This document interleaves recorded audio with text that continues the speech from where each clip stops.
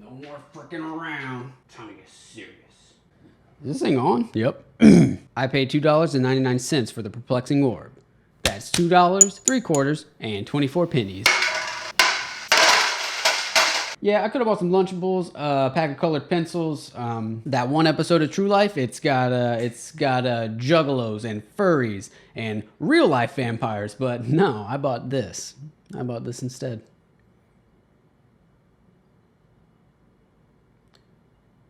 Oh wait, I actually did buy that episode of True Life. The Perplexing Orb is an indie platformer made by Treefall Studios. It's got a pretty similar concept to Super Monkey Ball. Basically, the object of the game is to reach the end of the level without falling off a cliff. So was it worth $2.99? Not really.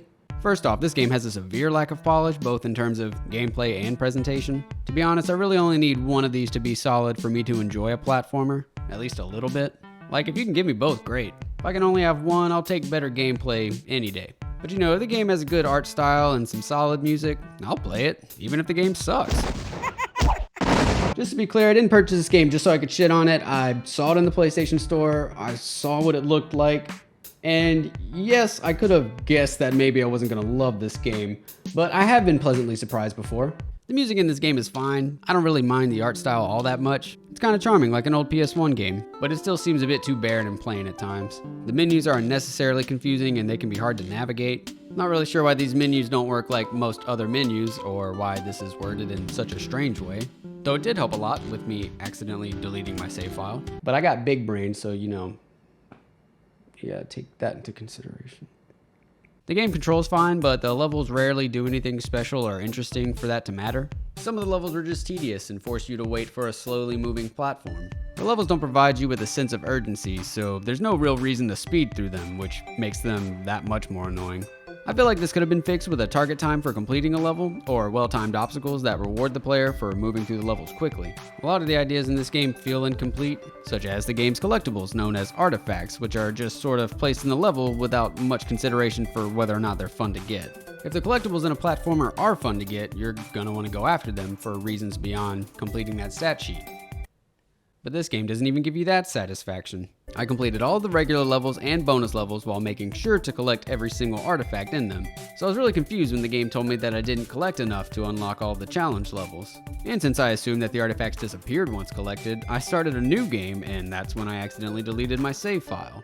But again, throw me a bone here, my dumb ass needs all the help it can get. As it turns out, the artifacts replenish every time you finish a level, and since you just need 400 total artifacts to unlock the challenge levels, it doesn't matter if those 400 come from this level or this level. You can just replay the same level over and over again. And there are times when the difficulty feels a bit cheap, like not being able to see the platform you're supposed to land on, or not being able to see where your orb is. The difficulty progression isn't very consistent either. I actually really liked the fourth world with all the bouncing mushrooms, but it was the easiest thing I had done up until that point, which is a shame because while these were some pretty fun levels, they just sort of ended without offering much of a challenge. And that was probably the most disappointing thing about this game. There were a few times when the game was fun, and a few times when the game was challenging, but it was almost never both. This part actually was, though. I don't even think I was playing it correctly. I just wanted to yank that orb off those edges. So yeah, I definitely can't recommend this game. You know, despite not liking the game, it does kind of hold a special place in my heart. I've never really looked critically at a game to kind of figure out exactly why I didn't like it, or even to figure out why I like certain things in other games that are like this. I'm also pretty sure this game was made by one person.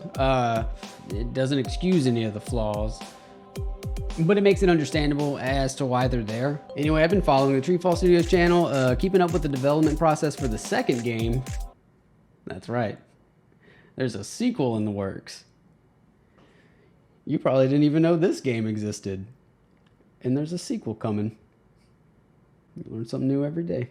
It looks like a lot of the problems I had with the first game are actually being addressed in the second one. So, you know, I really hope it works out. And maybe I'll review it on this channel. Oh, and in the second game, if you're watching, please let me eat that orb into space. I want to yeet.